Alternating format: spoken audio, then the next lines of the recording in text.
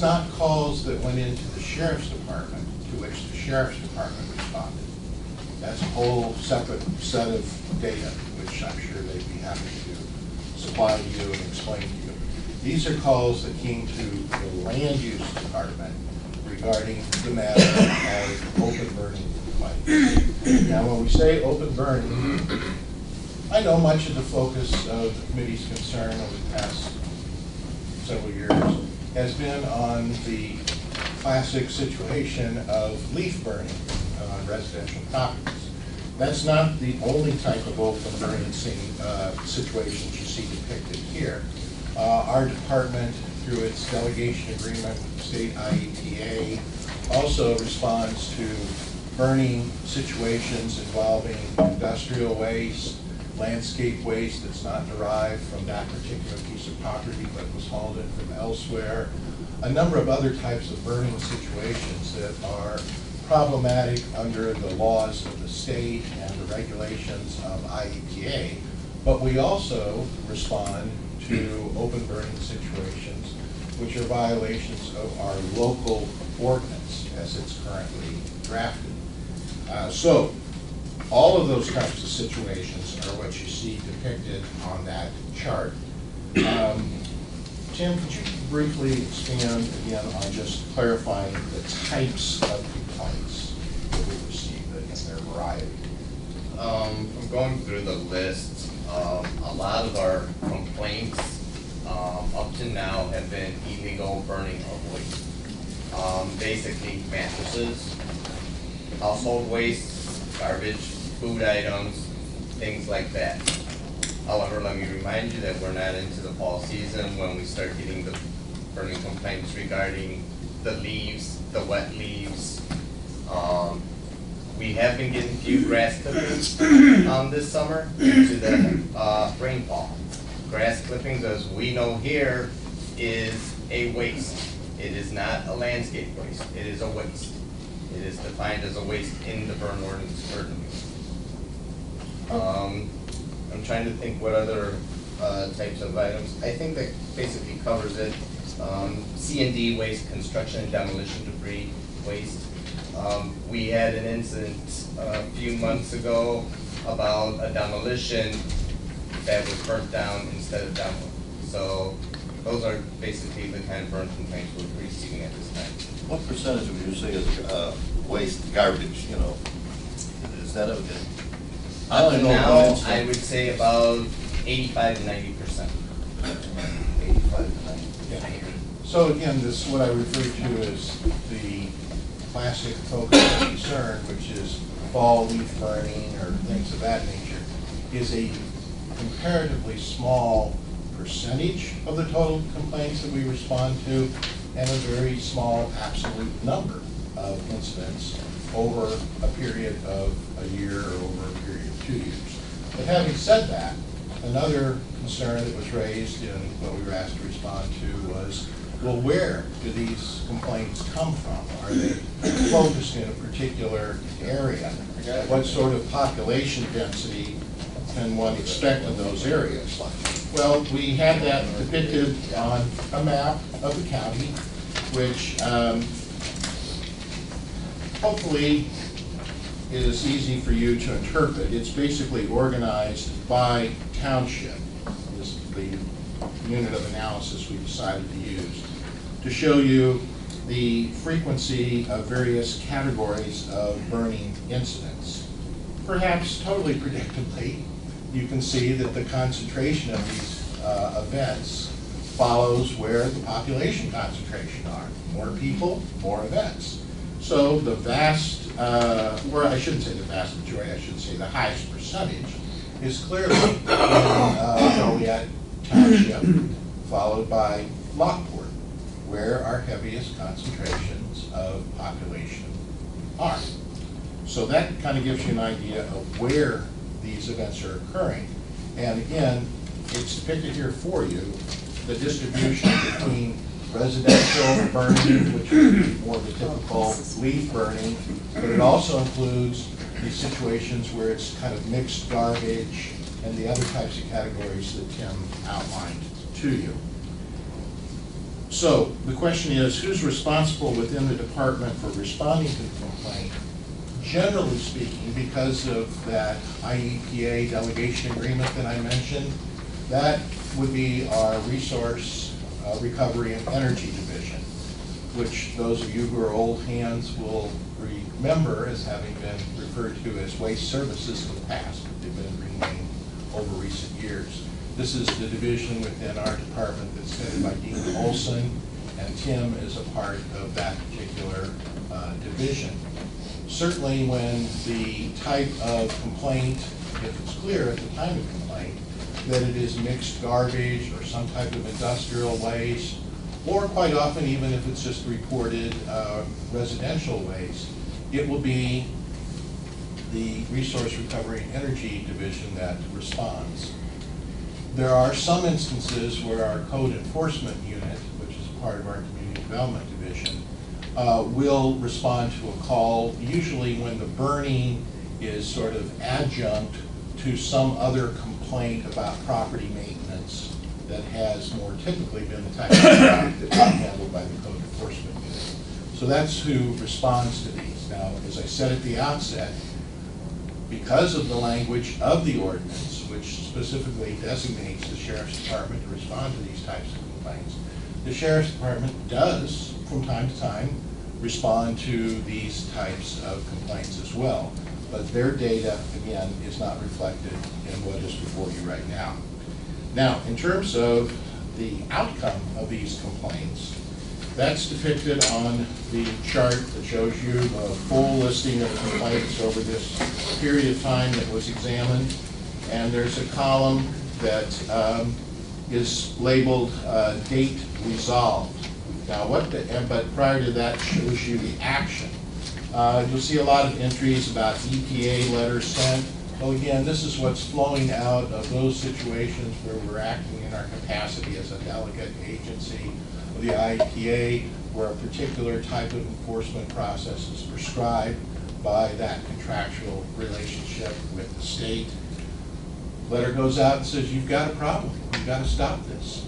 And many times that will lead to the cessation of that particular practice.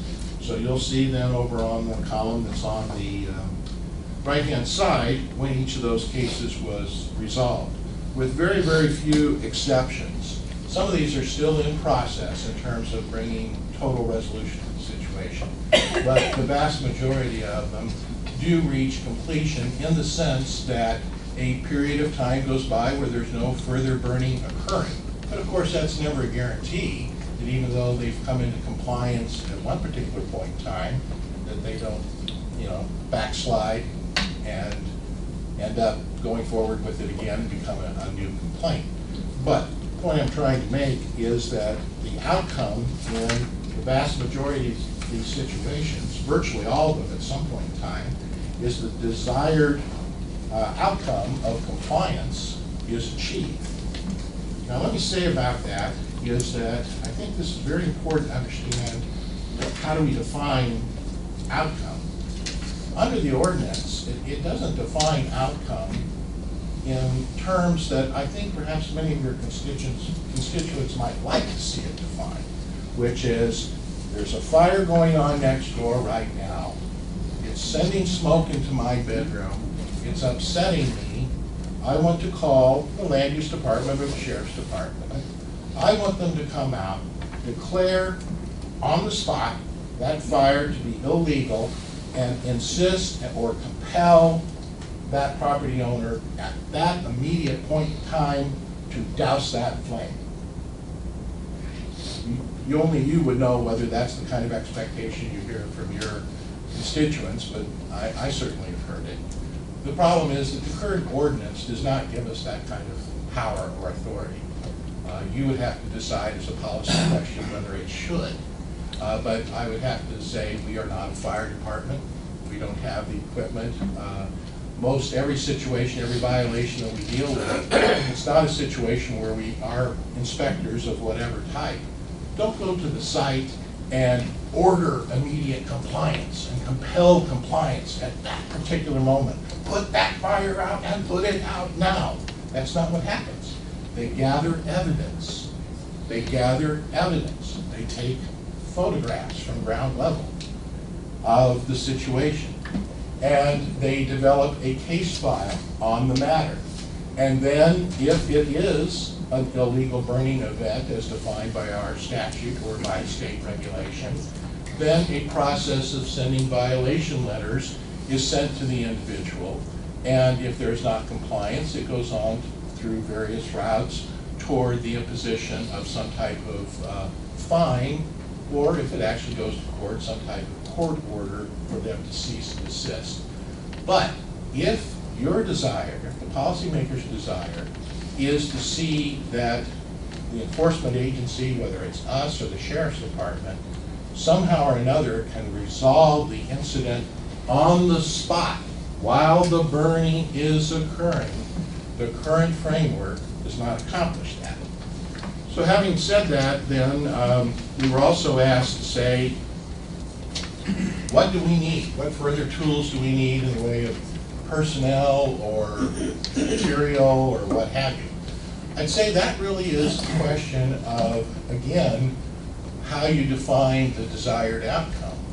The desired outcome that's specified under the current ordinance is that people will, our personnel will respond to the situation, gather evidence, develop a case file, send out letters indicating that the individual's out of compliance, and then go through various routes to compel them through an administrative hearing process or a judicial process to ultimately comply.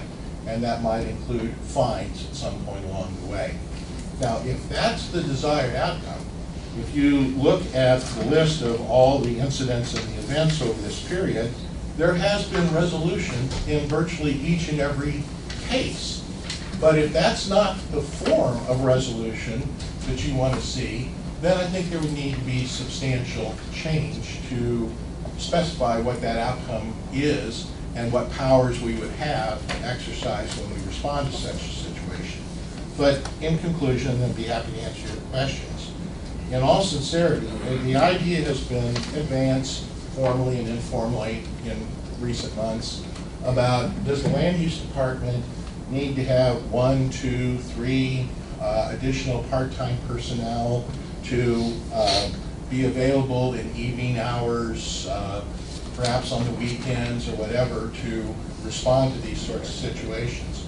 I think the data would indicate to you that the kinds of outcomes that we're currently seeking have all been obtained, and with the outcome ultimately achieved with current levels of staffing. The matter of after-hours response of someone to a site to gather evidence while the fire is occurring, we've had this discussion with the sheriff's department. They would have to give you their data, but the data that they've shared with me indicates, again, on the classic leaf burning type of situation, it's a very small number when spread out over a 2-year period. Somewhere in the neighborhood of maybe 1 incident a week in certain times of the year. And we have always indicated to them that if they did not choose, which they are increasingly doing now, to issue a ticket on the spot, they are increasingly doing that now. But if they, for whatever reason, due to press on their time or what have you, or an unwillingness to make subsequent court appearances or what have you, we have indicated to them that if they will simply send us a simple, straightforward referral the following business day, our individual will go out and gather the evidence, which is usually still available, of the burn pile and the location of the fire, and then we will be able, and have been successful, in prosecuting cases of that type. So, I'm done, Mr. Chairman. Okay, we're going to open it up for committee members. Jackie, your Just hand a was question. first. The resolution, about maybe 6 or 7 times, it said unjustified. I need a definition, and if it was in your narrative, I apologize, I missed it. Yeah, Mr. Chairman. When we receive a complaint, it is on-site generated landscape waste. And they are meeting the criteria of the burn ordinance, that is an unjustified complaint. Okay. Which is different than, what was the other one I saw? No violation found or whatever? Because there was It's the some same here, thing. none, complaint found to be not valid. Right. So those are actually the same? Yeah. Okay, that was my confusion. Thank you. Yeah, first of all, I just want to thank you for compiling this information. It does seem like an extremely small number of complaints and a large number of resolutions. One of the questions I have is, how do people know to call the land use department versus The their fire police department. department, their fire department? I mean, how many other calls are out there that we're not seeing, and how do you get these referrals specifically? Sometimes we get phone calls from villages that, you know, a lot of our residents who have complained in the past in New Lenox are right within the New Lenox boundary, but they're sitting on the unincorporated line also. So a lot of times the village authorities will inform them to contact us. The police departments will contact us, the fire departments will contact us, and the residents themselves would contact us. Yeah, because I wouldn't think to call the land use department if my neighbor was burning. That's why I was asking, but Well, thank you. Ms. Collins, you have, raised an interesting point.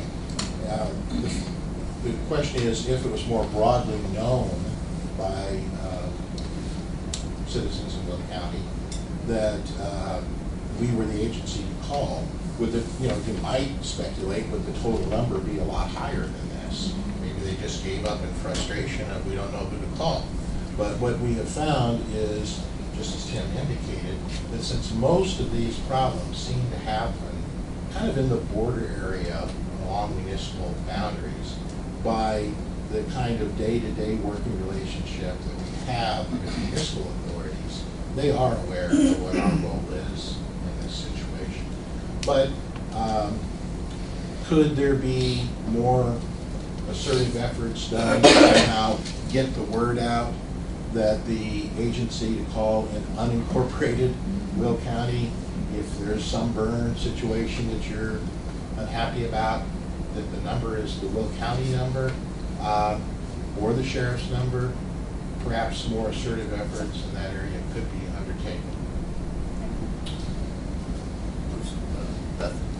Kind of related to the exact same question. I'm just curious if a resident calls the sheriff, do all of those calls eventually get referred to you, or you're aware of them?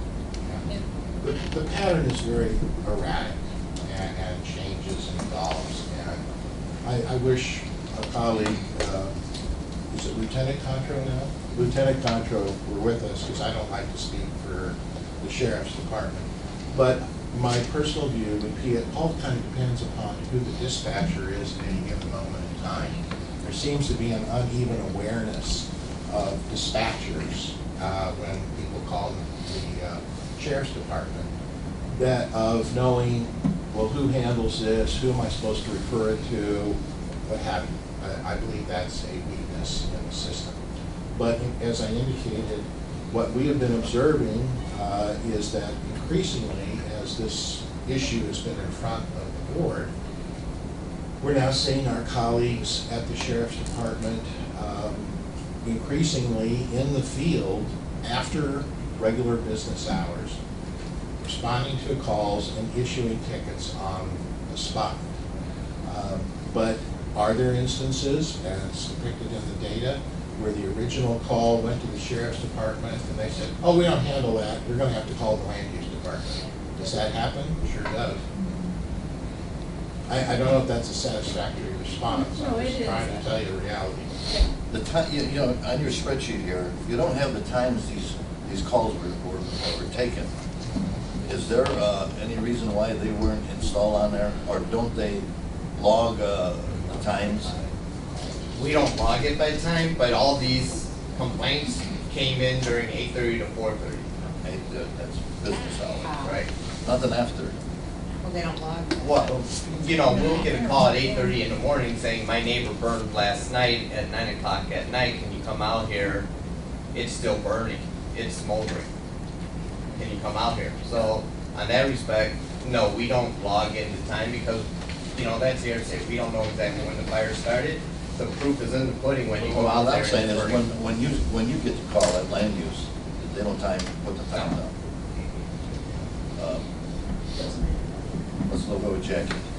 Just real quick. I mean- I was pointing at Judy, I'm sorry. That's okay. You could, you were first, Jackie, go. I just wanted to, maybe we should have asked, have we gotten this kind of data from the sheriff's department? And do they keep it, and should we have asked for To that my as well? knowledge, no. I haven't. Well, Yeah. they keep it. A few months ago, the sheriff did provide some kind of data regarding complaints over the past year and a half, 2 years.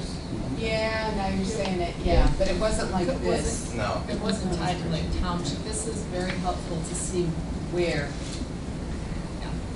where it's happening. Judy, now it's your turn. Okay, one of my questions was, so these are all received during business hours, but do you have any kind of voice message system that if Yes. somebody could leave a message after hours? And that does happen. Okay, I was wondering also about the number by the sheriff's department, but I don't remember that, I don't know, maybe I wasn't here that meeting. No, I don't remember either, but now that we have this new system, we'll be able to look it up hopefully a lot If easier. you could obtain it, and again, you know, this is what I'm about to say is impressionistic for the last time we interacted with the sheriff's department on this matter, that really, when you boil it all down, in the records that Lieutenant Comco had at that point in time, as I indicated, as far as the leaf burning, sending accurate smoke to the neighbor, this may be 1 a week, you know, after hours, during heavy burning periods of time. So once again, you can draw your own conclusions. This is Havock's opinion. You have your own opinion. When this happens to an individual who reports to have some type of respiratory condition, they don't care whether there's 1 incident in the entire Will County, 2 incidents, or 3 incidents. The 1 is the freaking end of the world. But I guess as public policy makers, one has to make judgments and decisions about the overall allocation of resources and the design of ordinances. Do you staff up to deal with relatively isolated situations that in absolute terms represent a tiny number of complaints? Or do you pass on and deal with each one of those complaints as a legitimate complaint and deal with it thoroughly and completely? Certainly not ignore it, but do you have to make substantial changes and have allocations of funds for additional positions and so on and so forth when there's no particular evidence of it being an acute problem? Well, I was gonna say pretty much what Kurt just said, but there's some, there's 110 cases here over 2 years, so 55 a year, but isn't exact, but let's just call it that. 17 of them are not valid or something else where they shouldn't have been issued anyway. Just about 10%. So that brings the number down to say 50, 45, 50 a year. And how many houses do we have in Will County? So it's like a minute portion of Will County is affected here.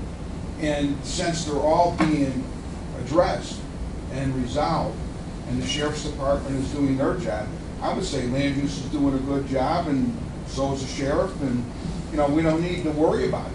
Everything's going fine. Yeah, there's some problems, but they're being addressed. So, why reinvent the wheel for something that's going just fine? I'd like to copy that tape. It's a rare occasion, Kurt. Who are you really? Mark this date in history. Who are you really? Who's the real Steve Fett? And I'd like to mention this was all done without aerial photography. Thank you. That would be great. When we had all the people come and give testimony about all the burning and everything like that, I was really expecting to see a lot higher number of complaints than I see here. Over 2 years, you're talking 108 complaints that report to the land use. I don't know what the number is to the sheriff's department. I think that the Health and Safety Committee has spent so much time on this issue that we have other things that we should focus on. I do think it's very important, like you said, Kurt, for that one person. It is to them, because anything that happens to you personally is very important. And if you guys do get out there, I know the sheriff's department responds, and we handle that situation. I think that we've done a really good job. I think that as far as hiring additional people for such a small amount on a possible weekend when somebody might burn, I don't know. And then I question when I heard, somebody's burning 24 hours, 7 days a week, 24 hours a day, 365 days a year. I don't see that evidence here. So, I mean, I think you guys did a good job. You put it in a format that's really easy for us to understand and see how many we have. I know my district had a total of 8 over the last 2 years, which is pretty insignificant.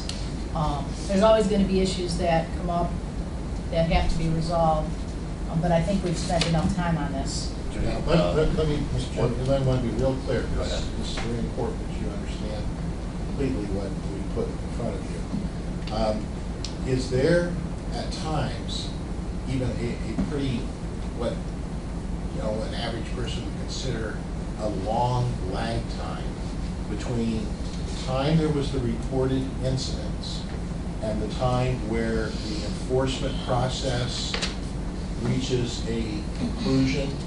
The answer to that is yes. The wheels of justice turn slowly because the person that is accused of having violated an ordinance has all sorts of due process rights, as they should. So there is oftentimes a long period of time that goes by before they voluntarily come into compliance or before they are found to have been in violation by an administrative hearing body or by a court.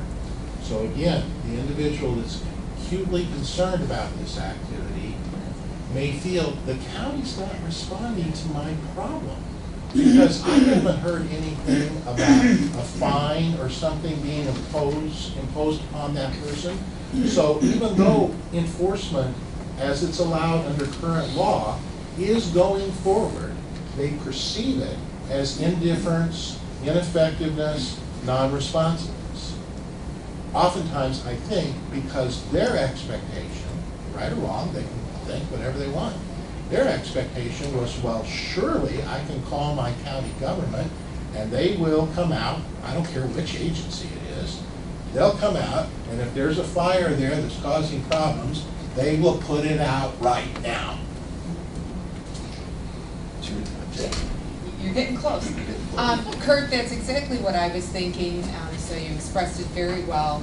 I think the other part of it too, though, how many of you have driven around and seen something wrong, and you don't call anybody, you don't say anything, you just look at it and say, oh, this wasn't happening.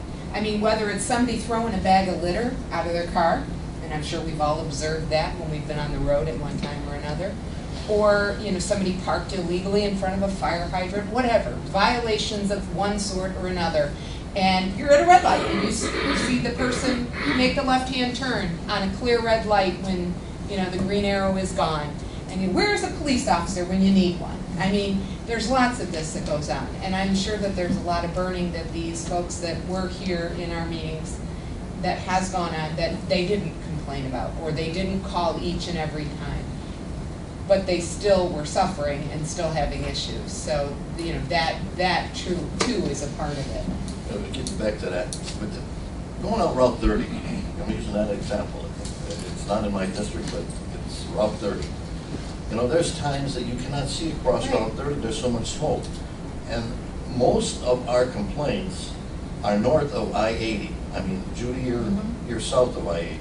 So I mean, it's visual out there, but you don't know where that smoke is coming from. I mean, you probably have to take a ride around all them neighborhoods there to find out exactly where it's coming from.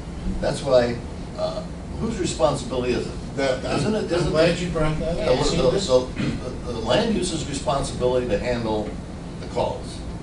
Well, sure, but here's the thing, Mr. Chairman, that you jogged my thinking there when you mentioned that, is again, this is another expectation, well-founded or not, that some citizens might have is, well, surely there are patrol cars from the county that are cruising these high incident areas looking for smoke and finding the source.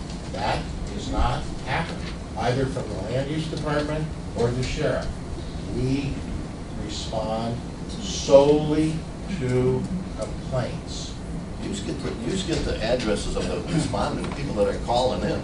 Oh, sure we do. I mean, that should lead you right to the source of the. Oh, absolutely. Not all the time though. Yeah, but not all the time, but if it's a full complaint, yes, we try to get the address of the complainant. And they might say, it has happened, I can't tell you, land use department, where this smoke is coming from, but I can tell you where I live, and I know it's in the area. Well, do we respond? We don't spend inordinate amounts of time trying to trace it to its source. We don't have any specialized equipment to somehow trace it to its source or whatever. But if we can find it, then we will evaluate it, we will gather evidence, we will prosecute it if it is in violation of the law. But the situation I thought I heard you, Chairman, responding to was where there's a thick cloud of smoke and it's indefinite as to the source of it. If we don't receive a call, we won't be responding because we're not out there patrolling the streets looking for this problem. Absent from complaints. This is at 7, 8 o'clock at night, so if you, Well, I don't know who you have. There's one agency that does have cars and is out patrolling at 7 or 8 or 9 in unincorporated Will County with, I'm sure, inadequate resources, but nevertheless are in patrol cars traveling various routes. It's the sheriff's department. Yeah, but it's still the responsibility of the land use to handle all these matters. The ordinance gives jurisdiction for the police department and any other authority to handle the complaint. So if it's after hours, it would be the sheriff's department handling those cases. The land use department, in other words, unless I'm wrong, but the land use department is not explicitly enumerated in the ordinance. It's not. Maybe that ought to be fixed. I mean, because the county is in terms of our sheriff's deputies, we are very hesitant to increase the number of those deputies. We charge them with enforcing the burden ordinance. It doesn't make a whole lot of sense. In terms of what I've just heard, and I get it, but when you say that if somebody's burning, Tim, and you go out there and you just investigate, and when you get stopped by a policeman for speeding, he doesn't say, you know what, I'm going to investigate, I'm going to come back. If you go out there and they're in violation, it's clearly in violation, do you ever write a citation at that time? We are not allowed to write a citation. We don't have home rule, from what I understand from the state's attorney, to have the authorization like the police do. We have to go through the either IEPA letters or the AA process, but we have to write a letter for the AA process also. For leaf burning? Yeah. Okay, so, but you could say to an individual that either you put the fire out or you're going to get a letter and have to go to administrative jurisdiction. Is that the Oh yeah. We've taken several to AA. But no, they're asking of them to put it out. Oh, yeah. Absolutely. I just want to be clear that Yeah. that activity is going on. Right. Oh yeah. So We they're found made extinguishers. aware that, and usually the reasons are outlined, you're too close to your neighbor's property line. You gotta put it out. If you choose not to put it out, we will commence an enforcement process, which would ultimately result in you coming before an administrative hearing or before a judge and be compelled to pay a fine. So, wise person would put it out. But we can't compel them to put it out or put it out ourselves. Yeah, I was just gonna say that in December of 2013, Lieutenant Comptroller gave us the 2-year report that showed the violations. Oh, did you? You can't pull it up on the Yeah, yeah, old that's what system, I but thought. in the minutes, that's when he gave us a report for 2012 and 2013. No, say the Still first part again, violations. December of last year? December 2013, last December, he gave us a report showing 2012 and 2013, all the ordinance violations. I've got that in my pertain to folder. this. So it should be, Yeah. And was it reported like countywide, or you can't see it? Yeah, I can't see it, but I remember it was similar It's what land use has done, Okay. but it didn't have as much data, but it said, I think just the violation and date, and I think it was about the same amount. Well, and again, I would, encourage Lieutenant Contract to clarify for you, one data set that he shared with the board at one point in time. Later, he recognized incorporated reported incidents from Homer Glen, whereas you know, our sheriff's department is under contract with Homer Glen to provide their police services, but incidents within Homer Glen would not be the responsibility of the You're county. talking about the safest city in Illinois, right? Right, but I'm just simply saying that if you're saying, show me a list of all of the incidents where Will County has jurisdiction that the sheriff's department has responded to, you need to make a distinction between activity in unincorporated areas and incidents in the incorporated boundaries of Homer Glen. Because being a municipality with a higher concentration of population, that had somewhat skewed the Right. overall numbers. Right, and even those numbers, I remember, it's Substantive. One more. You know, I just want to reiterate, I know that our sheriff's department, being in unincorporated Will Township, I see these guys all the time. I know that they do a great job. I see them up and down the roads, and I think that they do the best job they can. It's obvious that we've seen the results here that you guys do as well. I don't think we can afford a police state so somebody can ride around protecting us from every incident that every person who chooses not to follow the law is going to do. I live on Will Center Road, Nate, and you know that people drive down that road at extremely high rates of speed all the time, okay? They have so many sheriffs that are out there to patrol that. So I think that we can do the best that we can do. We cannot stop people who choose not to follow the law because we as a county cannot afford it. We continue to spend hours on this issue, discussing this issue, talking about this issue. I understand if you can't breathe, it's very hard for you. It's difficult. I've got problems too. We all have a problem to deal with. And the significant issues that affect a good majority of the people are the ones I think we really need to focus on. And 110 over 2 years is maybe, like you said, Kurt, one a week. And of course, that isn't one a week if you look at the numbers, because they're more concentrated times of the year versus off seasons. So I think we're doing what we can do. If you guys are going out and giving a letter for adjudication, asking them to stop the firing, what else can we do? Judy, that's the only calls that they've taken. How many more people are getting the effects of the smoke other than the person that made the call? I don't know. No. I don't See, know. this is- How do we solve that? This is why I want to ask Kurt, if he needs any, if you need any more tools to help enforce these ordinance open leaf burning, tell us what you need. Sure, and that's what I commented on, and I'll comment again. I believe that you need to base a response to that question on the data. And the data suggests that of all the calls that we receive, we have adequate personnel to bring each and every one of those situations into resolution, defining resolution by the way the current ordinance defines resolution and allows us to do it.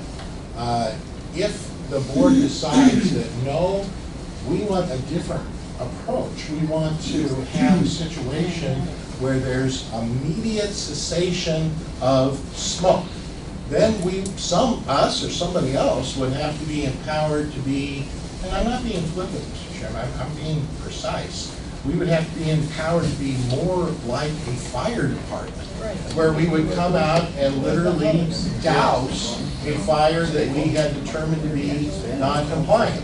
Now, that's a policy decision. I'm not advocating it, I'm not speaking against it. I'm just saying, in any situation, you have to define what is the problem and what would constitute solution of the problem, and then that's what defines what resource requirements are. One last, Mark.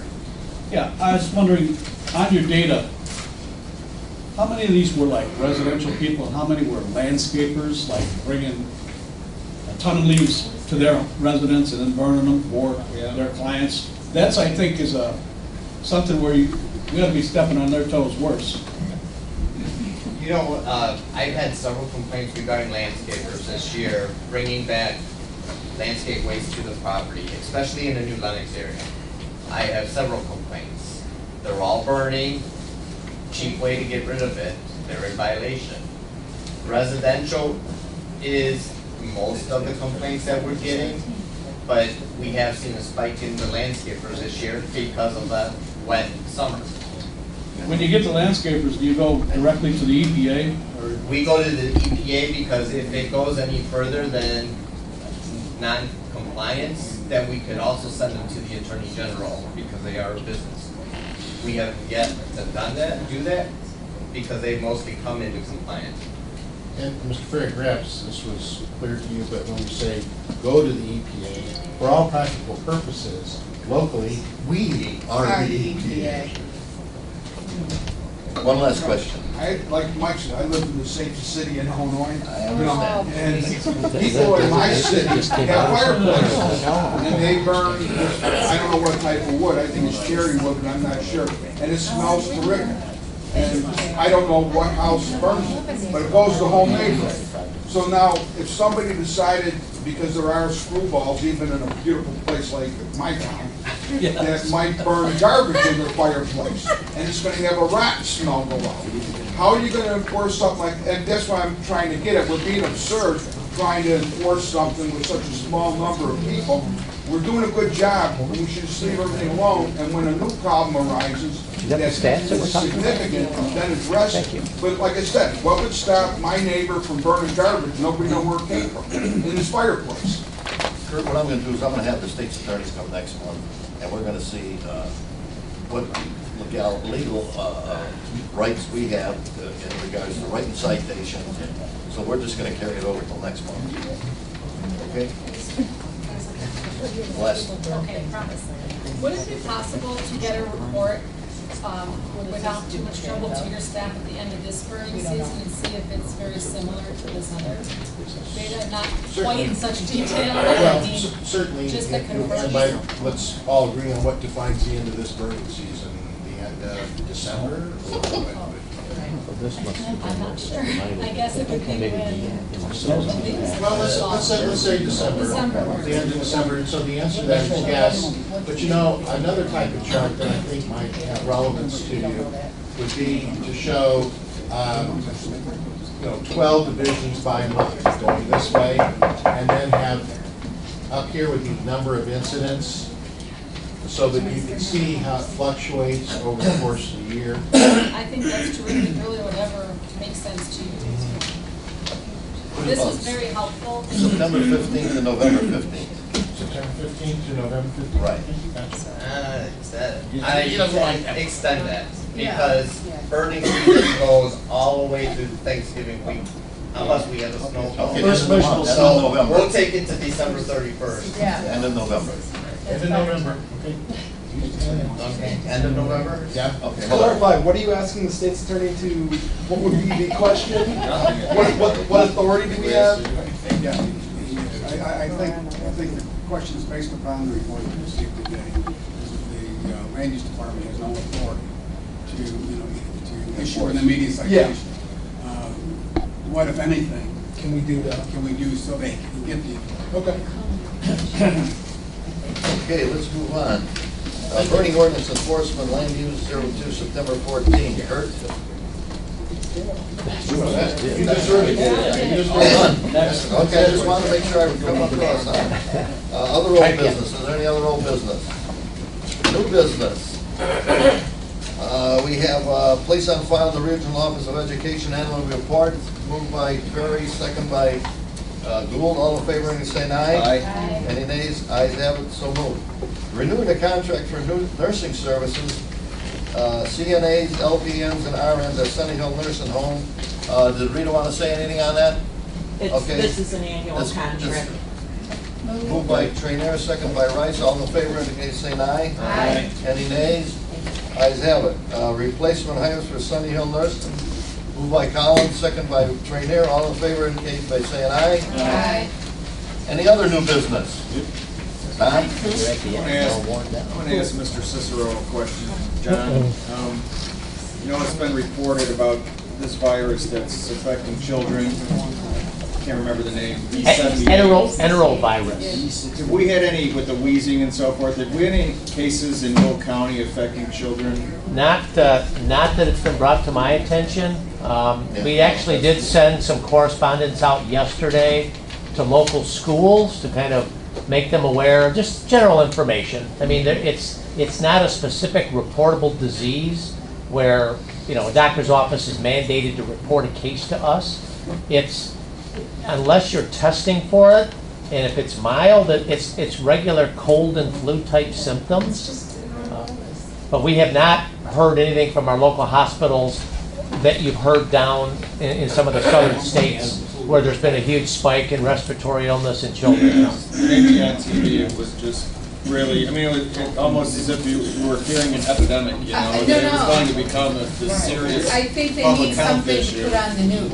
It's just another thing to scare us with on the 24-hour news cycle. I mean, this is just, and people get sick, they get the flu, they get a cold. You made it sound as if it's in 10 states now, and then your state's gonna be the But next if one. you read and further, you know. if you read further into it, it would also say that this has been going on forever. This is I think not some it's nothing new. It's freaky disease. the strain is a little different than what has been seen in the past. But It's not Ebola. I mean, the only message that you want to put out there is the regular prevention Wash your techniques. Wash your hands, cover your coughs, stay home if you're sick. Don't send your child to school if they've got a fever, if they're wheezing. You know, pretty sound practice. Thank you. Okay. Good question. Oh, thank you. It's not TV, anything. they couldn't use anything Oh, else. I know. Yeah. Somebody else does My son was home it. from school sick 3 days, so I'm like, you know. Okay, Chairman report, I haven't any. Is there any executive session? None? I need for a motion to adjourn. Moved by Ferry, second by Collins. All in favor, can you say aye? Aye. Any nays?